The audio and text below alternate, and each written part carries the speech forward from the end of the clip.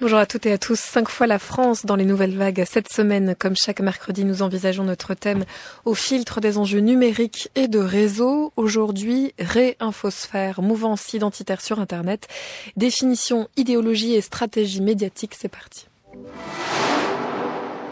Une idée de la France, on la retrouve dans le bandeau du site f2souche.com à minima, à travers le coq rouge choisi pour emblème et au fil des articles relayés, mais aussi sur le site Égalité et Réconciliation, reprenant le bleu, blanc, rouge du drapeau.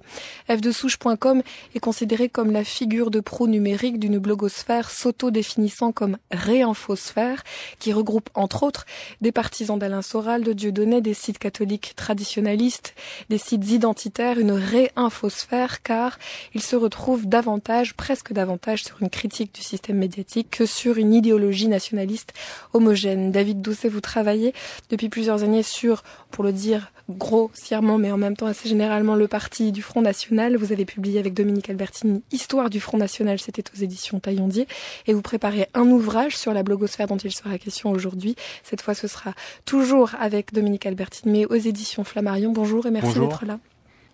On va parler donc de cette blogosphère qu'on définira peut-être un peu plus précisément dans quelques instants, de réinformation, blogosphère de mouvance identitaire. Si les articles sont nombreux à faire référence à ces différents sites-là, à ces différentes blogosphères, il nous a semblé que la production de pensée intellectuelle, la recherche universitaire n'était pas massive. Est-ce que c'est une erreur de recherche de notre part ou est-ce que ça reflète une certaine réalité ? Oui, c'est la réalité. C'est ce qui nous a motivé avec Dominique Albertini, donc qui est journaliste à Libération, à faire ce livre. C'est qu'effectivement, il y a une production qui est assez vaste concernant l'extrême droite et les droites radicales en France, avec d'éminents chercheurs comme Nicolas Lebourg, Jean-Yves Camus, on pourra en citer beaucoup.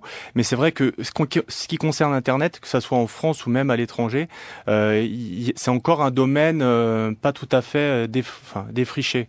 Et ça nous a donné envie d'aller sur ce terrain et puis de rencontrer les personnes qui sont derrière ces sites. De comprendre leur motivation, qu'est-ce qui avait fait que un jour elles se sont mis derrière un écran et elles ont eu envie de créer leur propre média alternative, et quel est leur impact au sein de la société, quelle est leur influence dans les quartiers populaires ou dans d'autres quartiers, et qu'est-ce qui fait qu'aujourd'hui, avec de très faibles moyens finalement, ils arrivent à avoir une audience qui est considérable, parce que un site comme Égalité et Réconciliation d'Alain Soral, il fait plus de visites qu'un site comme Rue 89, un site comme F2Souche, il fait quasiment autant de visites qu'un site comme Les Arocs, ce qui prouve que malgré très peu de moyens et souvent du bénévolat, ils arrivent à avoir une audience considérable, c'est-à-dire qu'ils répondent aussi à des attentes. Comment vous expliquez que ce sont des sites qui sont peu étudiés, c'est-à-dire que tout de même, ce qui se passe sur Internet commence, bien sûr, à générer des études universitaires. Ce qui se passe du point de vue de l'extrême droite en politique et des idéologies génère aussi des études universitaires. Comment ça se fait que peut-être la rencontre des deux a du mal à générer des recherches universitaires ou des analyses un peu approfondies ?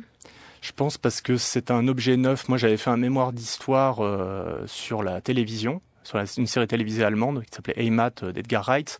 Et à l'époque, déjà, on disait étudier la télévision comme un objet historique, c'est étonnant. Il n'y avait pas énormément de recherche. Et là, c'est pareil pour Internet, c'est un objet assez neuf. Et on voit bien qu'il y a une part de distanciation, parce que c'est peut-être pas des générations qui ont eu les mains dans le clavier tout de suite. Et donc, du coup, il y a une nouvelle génération qui émerge et qui s'empare du sujet. Il y a un jeune chercheur qui s'appelle Julien Boyadjian, qui a commencé à travailler sur les outils sur Internet, comment le Front National utilise les réseaux sociaux, Twitter, Facebook. Mais c'est vrai qu'il y a encore une production qui a à écrire. J'espère que notre livre y répondra en partie. En tant qu'identitaire, nous défendons 3 niveaux d'identité. Nous ne défendons pas simplement l'identité nationale. Nous défendons à la fois l'identité charnelle, donc l'identité des régions, du terroir, l'identité française, historique, mais aussi l'identité européenne, civilisationnelle. Être identitaire, ça ne renvoie pas à un dogme, ça ne renvoie pas à une idéologie. Être identitaire, ça renvoie à un principe qui s'appuie sur du charnel, sur du vécu, sur ce qu'on est tout simplement. Vous savez, l'engagement identitaire naît de l'idée que nous sommes le fruit d'un lignage, le maillon d'une chaîne. Et que ce que nous sommes aujourd'hui, nous le devons en partie à nos ancêtres. Et c'est à nous aujourd'hui de transmettre cet héritage à notre descendance. Arnaud Gouillon, ici au micro de Frédéric Lavignette. C'est un documentaire qui est diffusé sur France Culture en novembre 2011, qui traitait notamment du bloc identitaire avec cette figure. Il y a une tentative d'autodéfinition, pas forcément claire, on l'entend d'ailleurs à ce micro-là, de la mouvance identitaire. Est-ce que vous diriez que c'est un terme qui est suffisamment large et précis pour qualifier la blogosphère dont on parle aujourd'hui ? Non, parce que en fait, c'est la blogosphère d'extrême droite et de droite conservatrice, elle est un peu à l'image de ce qu'est l'extrême droite depuis ses débuts. C'est-à-dire que quand Jean-Marie Le Pen cofonde le Front National en 1972, c'est un amas une kyrielle de chapelles où on retrouve les royalistes, les anciens de l'Algérie française, les poujadistes. On pourrait, la liste est assez longue. En fait, et puis bon, les solidaristes. Enfin, je vous épargne la liste. Mais en fait, c'est de la même manière, la blogosphère d'extrême droite regroupe une tendance identitaire qui est assez fortement représentée, avec notamment le blog F de Souche, et puis le blog identitaire a lui-même son site internet qui s'appelle Novopresse et qui se définit comme une agence de presse d'ailleurs en bandeau. Mais il y a d'autres familles politiques qui sont très fortement implantées. Je pense notamment à la famille catholique traditionnaliste avec un site qui s'appelle le Salon Beige et qui au moment de la manif pour tous a servi de véritable plateforme de mobilisation. C'est-à-dire que les rendez-vous étaient fixés sur le site et ça permettait en fait une aide logistique pour que les manifestants se retrouvent. Il y a eu d'autres sites comme effectivement Égalité Réconciliation ou le site de Dieudonné qui ont une très forte influence et eux qu'on pourrait qualifier d'antisionistes radicaux. Mais il y a 10 000 familles. Alors en fait, quand on leur pose la question qu'est-ce qui finalement quel est votre dénominateur commun finalement, et eux, ce qu'ils répondent, c'est vous les médias, c'est vous, parce qu'on a l'impression qu'il n'y a pas on n'a pas la voix au chapitre, et eux, ils ont une sorte d'opposition commune à la modernité libérale. Ils ont une opposition commune à ce qu'ils appellent le système, dans lequel ils rangent à la fois les élites politiques, médiatiques, et pour certains, une sorte de société secrète qui tiendrait les ficelles. Mais en fait, ils ont une opposition surtout contre les médias, et c'est cette opposition-là, et d'ailleurs souvent les médias rangent tous ces sites sous l'appellation médiatique de fachosphère. Nous, on les met dans un ensemble dans lequel, idéologiquement, finalement, ils ont assez peu de points communs. La seule opposition, c'est qu'effectivement, ils sont hors système, ce sont des médias alternatifs, et ils critiquent les médias de manière assez forte. C'est pour ça que j'ai commencé par préciser les signes apparents sur 2 sites, en tout cas parmi cette liste, qui pouvaient se référer à la France, parce que c'est le thème de notre semaine, et parce que c'est aussi notre façon d'entrer. Et en fait, c'est vrai qu'en signe premier, pour Égalité et Réconciliation, le site d'Alain Soral, il y a cette utilisation assez frappante du bleu blanc rouge, mais en même temps aujourd'hui le bleu blanc rouge est accroché aux fenêtres et mis sur les profils Facebook. Et puis du côté de François de Souche ou de fdesouche.com, il y a ce coq et puis ce nom un peu qui tend vers un caractère assez identitaire. Qu'est-ce que marche plus, ma voix ne marche plus. Ah, c'était mon micro qui ne marchait plus. Quelle vision de la France ont-ils ou quelle vision de la France véhiculent-ils selon vous ? Vous avez raison sur le fait qu'il y a effectivement un point commun, et on le voit d'ailleurs dans la manière, dans l'ergonomie de ces sites. Sur le site d'Égalité et Réconciliation, on voit une France un peu figée avec Jeanne d'Arc, le drapeau, et de la même manière F de Souche qui a revu un peu son site, mais à l'origine on voyait la blondeur de Brigitte Bardot. Il y avait une image un peu dans les années 60-70. On voyait une vache, on voyait la France des villes et des villages, et donc ils ont une vision de la France qui est assez pas figée, mais disons une France un peu idéale. La France, c'est plus des images d'Épinal. Eux, ils ont l'impression de construire une sorte de cité idéale, en fait, de construire une sorte de contre-société où ils auraient leur propre langage. C'est-à-dire qu'ils parlent souvent pas de médias, ils parlent de milliardat. Ils parlent pas de journalisme, mais de journalope. Bon, vous me pardonnerez les grossièretés. On a trouvé pire dans un documentaire avec ce Voilà, donc et de la même manière, donc ils ont à la fois cette même hostilité au système qui se retrouve dans leur langage, et puis ils ont une vision de la France qui est une vision plus charnelle, enracinée, où il y aurait pas de discontinuité de Clovis à François Hollande, mais disons qu'ils ont cette vision d'une France eux, aussi, ils ont un attachement assez, à l'image de la race, et donc du coup, ils ont une hostilité assez ethno-différentialiste. C'est-à-dire que pour eux, la France doit forcément être blanche, elle doit pas être métissée, elle rejette le progrès libéral, et donc voilà, c'est un peu cette France-là, qui est une France un peu dans une France, je sais pas comment on pourrait la qualifier, mais un peu idéale, qu'on peut retrouver dans les ouvrages de Maurras. Vous voyez ce que je veux dire? Quand vous dites ils ont cette vision de la France, c'est parce que d'une part vous avez fait des entretiens avec eux, ou est-ce que c'est parce que clairement ils le revendiquent? C'est-à-dire par exemple pour prendre f2souche.com, puisqu'ils ne font que relayer des articles qui sont publiés dans d'autres journaux, et on ne peut pas lire de leur plume qu'ils tiennent et soutiennent cette vision de la France que vous décrivez là, si?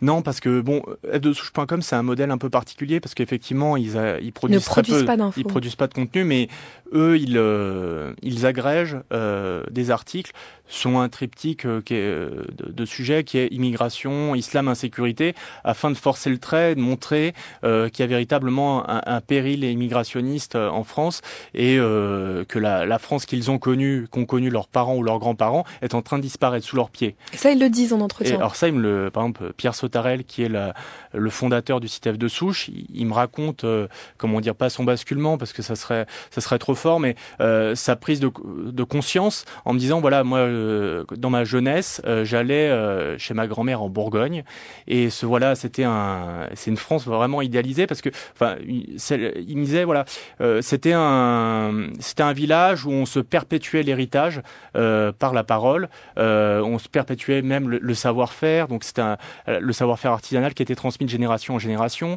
C'était un village où il n'y avait aucune immigration, et aujourd'hui, quand j'y retourne, je suis frappé de voir à quel point ça n'a plus rien à voir. Et il a l'impression d'une dilution de son identité, d'une dilution de son héritage, et c'est ça qui le fait souffrir et qui a motivé son engagement. Et la menace de cet héritage ou de cette image d'Épinal de la France, vous diriez que c'est aussi un trait ou un point commun à cette blogosphère, ces différents sites qu'on a cités? Ce serait l'idée que c'est menacé, entre guillemets? Oui, je pense que effectivement ils ont le sentiment qu'ils doivent être un rempart face à cela, face à ces menaces mondialistes. La seule exception, c'est peut-être le site Égalité et Réconciliation, qui au départ c'était une sorte de think tank qui avait été fondé par Alain Soral pour rapatrier en fait les jeunes d'origine maghrébine de banlieue au Front National, qui était c'était un pari assez osé, notamment pour l'élection présidentielle de 2007 où il a été proche du Front National. Et lui, son mot d'ordre en fait, c'est réconciliation nationale, c'est-à-dire réconcilier les beurs en gros et les Français dits de souche. Je reprends ces termes. Être le laboratoire de la France de demain. Qui est encore une autre vision de la France. Qui est encore une autre vision de la France, mais qui a pour hostilité principale, c'est réunir ces deux communautés face à un péril qui est le péril sioniste, que lui définit comme une entité qui tiendrait les tenants et les aboutissants de la France aujourd'hui. Pour nous, Internet est devenu un média essentiel. J'avais forgé le concept de militant 2.0. Pourquoi? Parce qu'aujourd'hui, avec ce qu'on appelle le web 2.0, n'importe quel internaute, n'importe quel militant peut devenir un média à part entière. Aujourd'hui, vous pouvez devenir facilement un producteur d'information, un acteur du réseau. Et si vous avez des connaissances en informatique, vous pouvez maintenant, avec un téléphone portable, un appareil photo, facilement produire de l'information, du contenu, de la vidéo, et devenir un contre-pouvoir. Et ça, c'est des forces des identitaires, c'est d'avoir compris ça. Nous avons une logique, nous disons souvent que nos permanences, c'est la rue et les réseaux informatiques. Donc nous travaillons à la fois sur le terrain, près de notre peuple, bien sûr, mais à côté de ça, nous lançons nos appels à la tradition à partir du web. En fait, pour donner l'image, on pourrait dire que nous avons à la fois les pieds dans la terre et les mains dans le langage informatique. On entend ici la voix de Fabrice Robert. On s'est trompé tout à l'heure, on a parlé de Arnaud Gouillon, c'est bien Fabrice Robert, dans le même documentaire au micro de Frédéric Lavignette pour Soledoc diffusé sur France Culture. Alors il parle d'Internet comme un média essentiel et vous écrivez à plusieurs reprises dans vos articles que l'extrême droite, de manière générale et peut-être un peu plus tard cette blogosphère, a compris très vite, peut-être un peu plus vite que les autres mouvements politiques, qu'Internet était un outil essentiel. De quelle manière, avec quels moyens, selon quelle stratégie ? En fait, Fabrice Robert, en fait, c'est un ancien ingénieur informatique. Ouais, il fait d'ailleurs toujours des cours de communication et d'informatique. Donc, il a eu très vite l'idée de se mettre sur Internet pour diffuser ses idées. Mais quand on regarde l'histoire politique, il est surprenant de voir un parti comme le Front National, qu'on a tendance à épacler comme un peu vieillot, être le premier à s'inscrire, à avoir un site Internet en 96. En avril 96, 2 semaines avant les Verts, c'est-à-dire que c'est le premier parti politique à avoir débarqué sur la toile. Et avant cela, en 85, ils avaient été l'un des premiers à utiliser aussi le Minitel. Et avant ça encore, ils avaient été l'un des premiers aussi partis politiques à utiliser l'audiotel, c'est-à-dire que vous appeliez avec votre téléphone et puis vous tombiez sur une annonce de Jean-Marie Le Pen vous récitant son programme politique. Sur le Minitel, ils faisaient quoi ? Ils avaient un site qui s'appelait 3615 Natio. Il y en a eu un autre, après je ne me rappelle plus le nom. Mais en gros, ils affichaient à la fois des programmes politiques, des résultats électoraux et on pouvait prendre aussi sa carte. Donc ça, on le raconte notamment dans le livre. Donc ça fait un petit. Mais ce qui est étonnant, c'est de voir pourquoi le Front National a toujours cherché des moyens d'utiliser, Internet. Et puis, en fait, ils ont l'impression depuis le début de leur émergence politique d'être, traités de manière très défavorable. Et ce qui a été vrai, parce que quand on voit la première émission politique de Jean-Marie Le Pen, il a un traitement de choc où il y a 10 journalistes face à lui qui l'interrogent et qui le traitent comme un marginal politique. D'aucuns diraient que ça se reproduit encore aujourd'hui. Oui, c'est vrai. Et donc eux, ils ont toujours cherché à contourner le système médiatique avec des moyens de communication directs pour s'adresser directement au cœur de leur électorat, à leurs oreilles. Donc c'est pour ça qu'ils ont aussi commercialisé la VHS. C'est l'un des premiers partis politiques aussi à avoir dans leurs meetings distribué des VHS pour que leurs militants puissent s'approprier leur discours sans filtre médiatique. Et aujourd'hui, Internet leur permet à nouveau de contourner les médias, de contourner la télévision, de contourner la presse. Et c'est intéressant parce que à l'heure où on n'a jamais vu une telle défiance vis-à-vis des médias, quand on regarde les parcours d'orientation, on vous dit attention, journaliste, c'est le métier qui est le plus détesté par les Français, pas loin sans doute avec les hommes politiques. Face à cette défiance-là, eux, ils proposent un autre message qui est sans filtre. Et du coup, leur lecteur et leur lectorat s'agrandit de plus en plus et ne va plus en fait lire les principaux sites d'information ou la télévision et va se nourrir directement sur ces sites-là. D'autant plus que ce sont des sites qui sont, pour reprendre cela, alors après il faudra peut-être préciser le lien qu'ils ont directement avec le Front National ou indirectement, parce qu'il n'est pas forcément évident ni en tout cas ni manipulé ni manipulateur. D'autant plus que ces sites se présentent comme des sites d'information, c'est-à-dire que bien sûr que une partie des électeurs ou des sympathisants avec ces idées-là vont voir ces sites d'information car ils sont architecturés de cette manière-là, proposant une stratégie. Vous dites sans filtre, mais pas sans stratégie médiatique. Oui, c'est bien sûr, parce qu'ils n'ont pas le... Alors certains sites, on pourra y revenir après, jouent sur l'ambiguïté de se présenter comme de véritables sites, soit de critique des médias ou soit de véritables agences de presse. Mais la plupart des sites de cette réinfosphère selon leurs termes ou fachosphère selon les médias ne revendiquent pas le fait d'être indépendant ou neutre. Ils transmettent un message politique. Et de la même manière, Pierre Sautarel, qui est le cofondateur de F2 Souche, il m'avait dit un jour si vous allez 6 mois de suite sur F2 Souche, vous avez compris le message qu'on veut adresser, ou lire durant 6 mois les faits divers sur il y a eu une agression à la gare du Nord, une agression à Austerlitz. À partir du moment où le message est inculqué, il a l'impression d'avoir repli son office. Ça sert à rien de retourner sur F2 Souche. Leur objectif, c'est quand même un objectif idéologique, c'est de faire comprendre qu'il y a un péril immigrationniste, qu'il y a une vraie insécurité en France. Une fois qu'ils ont transmis ce message-là, le boulot est fait. Et eux, ils agissent un peu comme une forme de lobby. C'est-à-dire qu'ils essayent de forcer le Front National à aller sur leur terrain, sur leurs thèmes, plutôt que sur des thèmes qui leur semblent plus étrangers, comme celui, plus social, plus concernant l'euro et le souverainisme. Est-ce que c'est performant ? Oui, on le voit par exemple sur F2 Souche. Après l'élection à Fréjus de David Rachlin, il avait promis au cours de sa campagne, ce maire FN, d'arrêter la construction d'une mosquée. Et finalement, il a fait pas mal d'études, de conciliabules, et puis il ne s'est pas empressé de se mettre à accomplir cette promesse de campagne.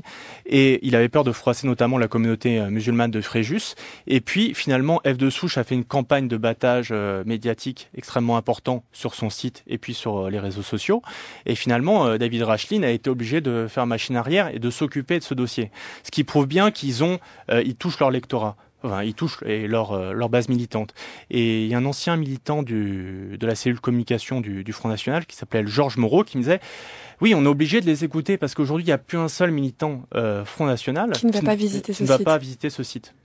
Alors, il n'y a pas que les militants d'ailleurs, parce que Marine Le Pen, dans différentes interviews, mais pourquoi pas dans celui diffusé par leposte.fr sur YouTube, dit qu'elle visite le site f2souche.com, dit que c'est un média à part entière, que c'est un média d'information aux sources desquelles elle va, s'abreuver, et elle précise que elle n'a pas d'influence sur la rédaction en chef de ce site. Quelle est la relation exacte entre le Front National, d'un point de vue du parti politique, et cette blogosphère ? C'est une relation indirecte. Et c'est vrai qu'à un moment, Marine Le Pen, notamment, elle a été tentée d'avoir son propre média alternatif. Elle avait créé un site qui s'appelait Nation Presse Info, qui existe encore aujourd'hui, mais qui a un peu périclité. Et en fait, la force de ces sites, c'est qu'ils appartiennent pas justement au Front National, qu'ils ont une liberté de ton que ne pourrait pas se permettre le Front National, et donc qui embrassent un plus large public. Alors, comme je vous le disais, en fait, à partir du moment où ils agissent en termes de lobby, c'est-à-dire qu'ils inculquent l'idée d'un péril, d'un danger, ils renforcent le Front National ils confortent le message idéologique et le programme que souhaite faire passer Marine Le Pen. Alors après, il y a des bisbilles entre eux parce que ils ne sont pas d'accord totalement sur le programme. Et puis Marine Le Pen a mis quand même beaucoup d'eau dans son vin ces dernières années. Elle est beaucoup moins radicale que son père sur différents sujets. Mais ces sites-là essayent justement de la pousser à tenir des engagements plus durs sur l'islam, sur je sais pas moi, sur le djihadisme, sur tel ou tel sujet de société. Donc il y a un jeu un peu et elle le voit quand même comme un lobby. Elle-même, quand je lui en ai parlé, elle me dit pour moi, F de Souche, c'est un lobby. Et puis ils agissent en termes de lobby, mais je suis pas forcé de les écouter. Mais elle a conscience qu'ils ont une influence qui est considérable. Bénéfique pour elle ? Bénéfique ? Je pense oui. Parce que en fait, ces gens-là, mais dans sa conscience, quand vous dites avoir échangé avec elle sur ce sujet-là, elle voit plutôt d'un œil positif l'existence de ces sites-là. Bien sûr, oui, parce que elle a l'impression, à tort ou à raison, que les médias lui sont globalement hostiles. Et ces sites-là, malgré tout, ils vont pas forcément relayer son message, mais ils sont dans la même vision globale. Enfin, ils ont la même vision justement de la France. Sans lui taper dessus. Oui, voilà. Alors, il arrive que des fois, par exemple, Pierre Sautarel de F de Souche critique Marine Le Pen. Mais bon, c'est un jeu de lobbying assez classique. Mais je pense que fatalement, elle est plutôt heureuse de l'existence de ces sites. Donc, madame, mademoiselle, monsieur, bonsoir, et merci d'être au 4e Bobard d'Or.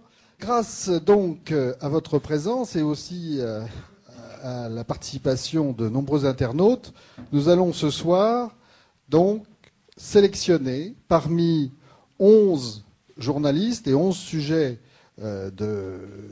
audiovisuels ou de presse, nous allons sélectionner donc les 3 meilleurs qui vont recevoir un Bobard d'or, un Bobard d'argent et un Bobard de bronze. Donc, 11 journalistes, 11 sujets ont été sélectionnés par le jury. Parmi ces 11, il y en a 5 qui ont été éliminés au travers des votes. Et donc il nous restera 5 journalistes et 5 sujets qui vous seront expliqués et pour lesquels donc nous demanderons votre vote. Et en fonction de vos votes, donc, nous pourrons récompenser nos meilleurs journalistes, les meilleurs qui, grâce à leur savoir-faire, ont instauré un système de désinformation particulièrement efficace dans notre beau pays.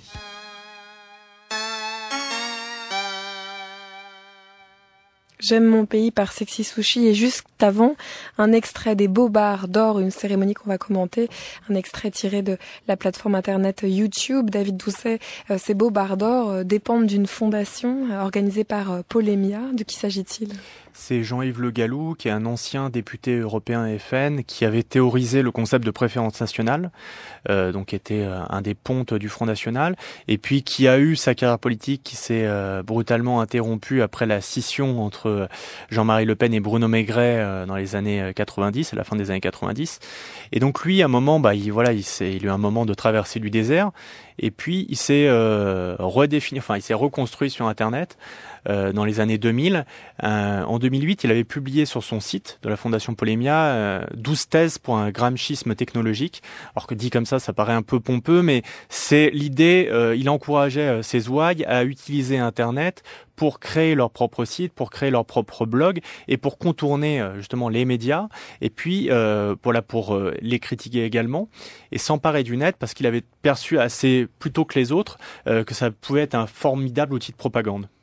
Alors c'est intéressant parce que cette figure-là et cette cérémonie des Bobards d'or, donc qui récompense, alors c'est intéressant, il dit les meilleurs journalistes qui dispensent des mensonges, par cette fondation et par la figure de Jean-Yves Le Gallou nous permet de faire peut-être le trait de jonction, pas forcément évident, entre une idéologie Front National, nationaliste, et cette critique des médias qui est commune à la blogosphère que vous décrivez.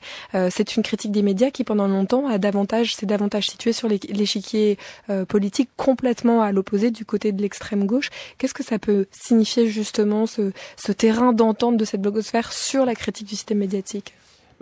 Déjà, cette cérémonie des Bobards d'or où en fait ils remettent des sortes de statuettes à l'effigie de Pinocchio, elle est là pour récompenser en fait des mensonges. Alors ils essayent de trouver des erreurs qui auraient pu être commises par les médias et puis ils les montent un peu en épingle pour montrer que les médias sont soit corrompus ou soit dispensent de fausses informations. Et cette cérémonie, elle est retransmise sur tous les sites de la fachosphère.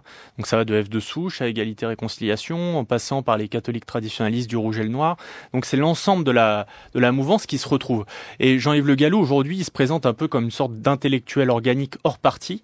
Alors il aide encore Marine Le Pen, il lui a, avant un débat télévisé face à Manuel Valls, il avait préparé des notes sur l'immigration, et notamment une petite référence à René Cassin qui avait un peu déstabilisé Manuel Valls. Donc il a ce rôle d'intellectuel parce qu'il est énarque, parce que c'est quelqu'un qui est extrêmement productif, c'est quelqu'un qui est capable de fédérer énormément de gens autour de lui, et aujourd'hui il agit en sorte de diplomate de la mouvance.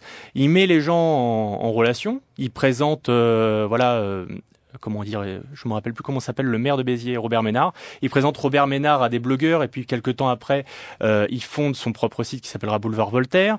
Il présente Éric Zemmour à des blogueurs de la mouvance. Donc voilà, il essaye de jouer le rôle de diplomate de la mouvance pour lui donner plus de force et parce qu'il sait qu'en fait cette mouvance, elle est très divisée. Elle a chacun a sa part, de bisbille entre les uns et les autres. Et lui, il essaye de les structurer contre les médias.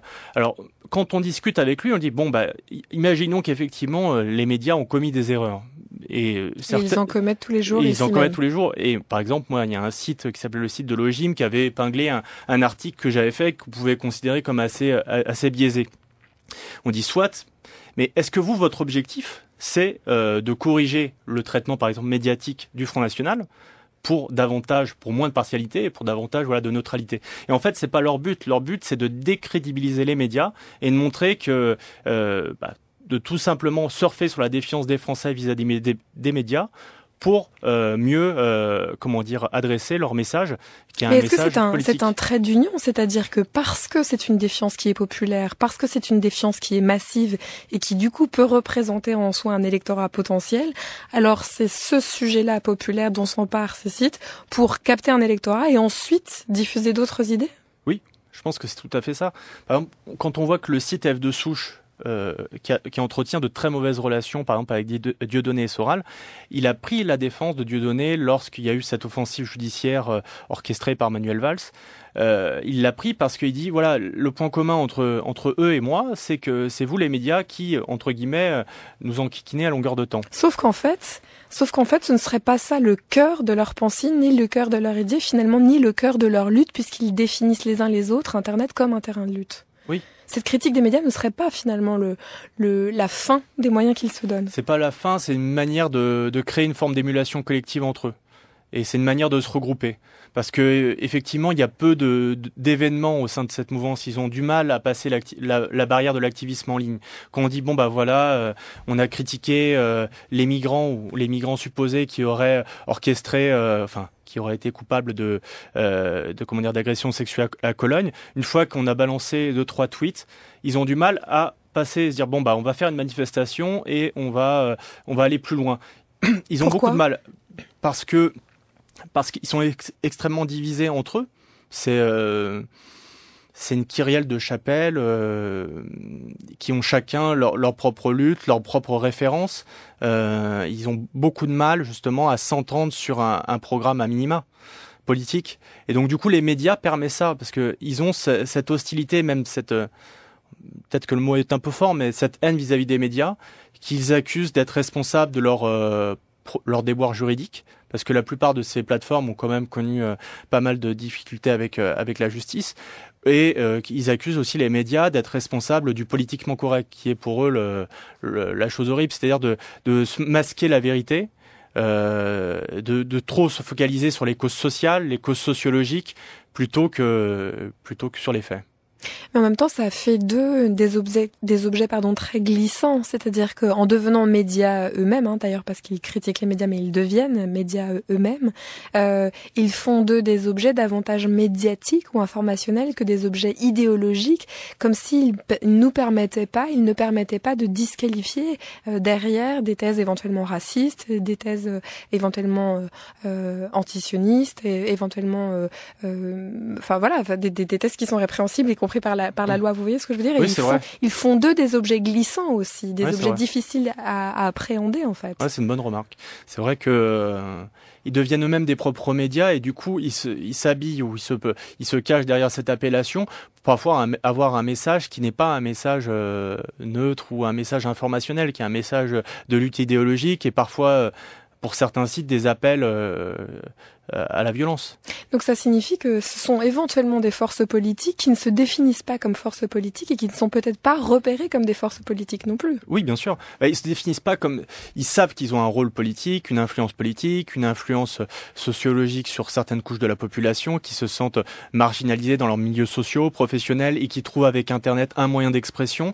Donc ça, ils se rendent compte de cette puissance qu'ils ont et de cette influence. Mais après, ils se définissent pas comme un mouvement. Et d'ailleurs, la plupart de ces personnalités sont passées par la case politique. Pierre Sautarel a été militant au Front National durant quelques années. Ça n'a pas été le fondateur de la de Souche.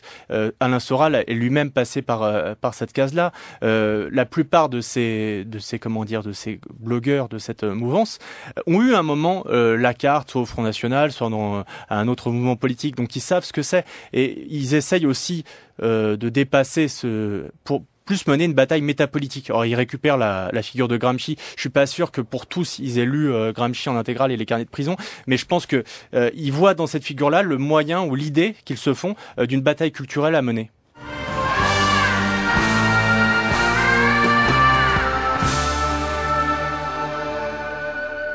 J'essaye désespérément de chanter avec Michel Polnareff en studio sur cette lettre à France, mais c'est pas gagné avec la voix d'aujourd'hui, David Doucet. Cette lettre à France, une France très ambiguë, en tout cas un lien à la France très ambigu que nous étudions depuis tout à l'heure à travers justement une observation de cette blogosphère. Peut-être revenir sur un site qu'on a évoqué mais dont on n'a pas détaillé le contenu, c'est ogim.fr. De quoi s'agit-il ? C'est un observatoire des journalistes en fait et de l'information médiatique qui a été fondé par un ancien du GRES, c'est-à-dire le groupuscule, un groupement de recherche de la Nouvelle Droite, C'est un groupe métapolitique dans les années 70 et 80 qui a eu une influence à la droite, qui voulait regrouper la droite et l'extrême droite. Aujourd'hui, il s'est reconverti grâce à ce site, dont pour lui, l'objectif est d'être une sorte d'Acrimède ou d'arrêt sur image de l'extrême droite. Les deux refusent forcément le comparatif. Mais ce qui est troublant sur ce site, c'est qu'effectivement, il fait pas mal de portraits de journalistes en mettant surtout en avant leur engagement associatif ou politique passé, essayant de mettre en avant également leurs amitiés et en mettant parfois même en avant également les orientations sexuelles ou politiques de ces journalistes, afin de les discréditer et de montrer en fait que tous les journalistes obéissent à des intérêts politiques, qui sont tous affiliés à un parti, et la plupart des gens qui fréquentent, qui voient sur ce site, après un quart d'heure ou 20 minutes, quand on fouille un peu dans le détail, on se rend compte qu'effectivement c'est un site qui est marqué idéologiquement, mais souvent ils font aussi des infographies qui sont assez bien montées, et il y a pas mal de gens, parfois j'ai vu même des enseignants en journalisme relayer des infographies de l'OGIM ou même des portraits de journalistes en ignorant la couleur politique du site. Et ce qui est assez troublant, parce qu'effectivement quand on va sur le site, rien ne permet de déterminer, c'est vraiment un habillage très beau, très moderne, avec des infographies, avec énormément de détails, de faits, même les bulletins, pas les bulletins de salaire, mais du moins le montant des salaires. Donc ça permet de s'y perdre, et c'est vrai que le message est assez ambigu, et ça opère justement cette critique, ça rejoint cette critique de la part des médias au sein de l'extrême droite, qui est en train de se professionnaliser. Alors justement, quand vous dites que c'est à s'y perdre, et il y a un flou, y compris un flou graphique, c'est qu'il y a un vrai savoir-faire en fait, il y a un vrai savoir-faire de ce média internet, un vrai savoir-faire du langage. Pour en revenir à fdesouches.com, c'est une pratique qui est prendre un événement pour un tout, ou ériger un petit détail pour en faire quelque chose qui serait général. C'est aussi le principe même du racisme. Mais comment est-ce que justement tout ça joue sur des imprécisions de langage, des flous, des glissements sémantiques? Comment cette blogosphère justement joue là-dessus? F de souche, c'est plus par le battage de faits divers, par le fait de compiler jusqu'à plus soif des événements concernant les thèmes de l'immigration, et en accumulant les faits divers, ça donne une image d'une France, une vision anxiogène de la France actuelle, et qu'il y a un véritable vague migratoire qui est en train de nous déborder, et qu'effectivement le premier réflexe à avoir est de voter Front National. Pour le GIM, c'est beaucoup plus flou, et je pense que leur objectif à eux, ce n'est pas de corriger justement les erreurs des médias, c'est véritablement de les disqualifier, de montrer que le système médiatique actuel est totalement défaillant, et qu'il y a très peu de journalistes neutres et impartiaux, et du coup qu'il faut faire confiance à des médias alternatifs. Donc face à ça, c'est difficile d'y répondre. Alors de répondre à cette défiance médiatique auquel cette fachosphère contribue. Et je pense que pour ça, pour y répondre, je pense qu'il faut revenir à un journalisme à l'anglo-saxonne, où quand on traite du phénomène frontiste, en mettant en avant les faits, rien que les faits, les frais aussi, mais en mettant en avant rien que les faits et en essayant d'avoir une étude assez impartiale pour ne pas prêter le biais à ce genre de critiques et à ce genre de cérémonies comme les Bobards d'or. Parce que vous avez écrit et notamment développé dans l'histoire du Front National que une forme de lutte contre le Front National ou les idées du Front National sur le plan médiatique s'était avérée complètement contre-productive ces dernières années, pour ne pas dire ces dernières dizaines d'années. Alors ce serait ce journalisme-là, entre guillemets, irréprochable, qui serait une forme de lutte contre la propagation de ces idées-là ?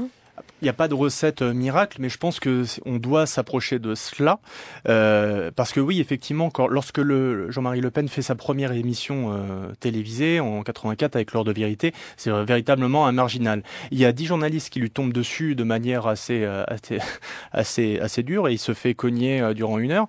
Et il s'en sort malgré tout, parce qu'à l'époque c'est quand même un grand rhéteur. Et à la fin, il y a des premiers sondages qui tombent et il fait 10% d'intention de vote, et aux européennes il fera 10%, alors qu'au départ, il est à 2 ou 3%. Et on montre, ce qui montre bien que à chaque fois que il y a le sentiment, déjà à la télévision, ça c'est amplifié, mais d'une différenciation médiatique, d'un traitement qui serait biaisé, en fait, ça a un effet contre-productif pour le téléspectateur. Et encore plus à l'époque d'Internet, où à chaque erreur qui est réalisée par des journalistes, même de plans, même de coupes, à chaque fois qu'on veut censurer quelque chose, il y a ce qu'on appelle l'effet Streisand, c'est-à-dire que c'est amplifié et ça opère de cette défiance vis-à-vis des médias, et ça donne l'impression que les médias, ne sont pas commettent énormément d'erreurs et les cachent et ne sont pas impartiaux. Mais que reste-t-il de ce domaine de la critique médiatique quand ces fameux médias dominants, comme ils les appellent, qu'il s'agisse de chaînes de radio, de chaînes de télévision, de grands quotidiens ou de grands hebdomadaires nationaux, s'emparent précisément de ces thèmes-là et parfois jusqu'à la nausée, quasiment au même titre que de fdesouches.com. Si on prend les sujets contre l'immigration, si on prend, l'inquiétude pour une identité française en péril, si on prend une peur pour des frontières trop heureuses, il me semble que ce sont des sujets qui sont aussi relayés, très très largement relayés à d'autres endroits que fdesouches.com. Ah oui, bien sûr. Après, alors justement, comment est-ce qu'ils peuvent continuer à porter une critique de ces médias de masse et dominants, alors que finalement, parfois, ils se rejoignent sur ces thèmes-là? Eux, ils n'ont pas l'impression de se rejoindre. Ils ont l'impression que des fois, certains journalistes ouvrent les yeux, mais que globalement, ils emploient jamais les bons termes, le terme même de migrant, plutôt que, il faudrait qu'on utilise le terme de réfugiés, il y a toujours ou l'inverse. Ils discréditent toujours la parole médiatique, même dans les appellations, le choix du vocabulaire, parce qu'ils ont un choix de vocabulaire qui est beaucoup plus radical souvent, et donc ils ont l'impression toujours que les médias ont toujours un biais et favorise de toute manière une sorte de compréhension sociologique qu'eux ils refusent. C'est-à-dire que si y a... Enfin, aux dernières nouvelles, BFM TV ne promue pas exactement une compréhension sociologique des faits, si ? Je sais pas, je vais pas me lancer là-dedans, mais effectivement, je pense qu'ils ont malgré tout le sentiment que leur voix n'est pas entendue, et qu'effectivement il y a le Front National qui arrive à percer au sein des médias, mais que pour atteindre les médias, pour atteindre BFM et les chaînes de télévision, elle a dû atténuer sa parole et qu'elle est beaucoup moins radicale que par le passé. D'où leur nécessité et leur existence. Ils ont l'impression que s'ils ne sont pas là pour rappeler la vulgate des origines, finalement la parole frontiste, la parole de l'extrême droite va se diluer. Et puis de toute façon, s'ils ne continuent pas à dire cela, ils n'existent plus. Oui. Puis je sais pas. Je pense que eux, ils ont l'impression d'avoir un rôle dans le sens où, comme je le disais tout à l'heure, c'est des gens souvent qui ont vécu une sorte de frustration sociale, de frustration originelle, de pas pouvoir se faire entendre, que ça soit dans leur milieu professionnel, dans leur milieu familial, où c'était très dur à un moment de dire moi je vote Front National sans être accusé forcément de racisme. Et ils ont l'impression aujourd'hui que ces sites-là permettent à partir du moment où on se retrouve, qu'on habite à Quimper ou à Reims, retrouver des gens qui partagent les mêmes opinions que vous, la même souffrance sociale, et ils ont permis une libération de la parole. D'ailleurs, sur ce plan, pardon de vous couper, de la libération de la parole ou de donner la parole, on s'est évidemment posé la question. On s'est dit, on va fabriquer une heure de radio sur une blogosphère derrière laquelle se trouvent des personnes. Est-ce qu'il ne serait pas bon de leur passer un coup de téléphone, voire de les convier à la table pour parler? Vous pensez que c'est quelque chose qui manque, par exemple, à l'émission qu'on a faite aujourd'hui? Oui, moi je suis toujours pour donner la parole aux gens, parce que j'estime qu'ils sont tout à fait légitimes et qu'ils sont tout à fait légitimes même à nous critiquer, et que on est tous prisonniers d'un environnement culturel. Et j'estime que moi j'essaye de lutter pour tendre vers l'objectivité et la neutralité, mais c'est très difficile.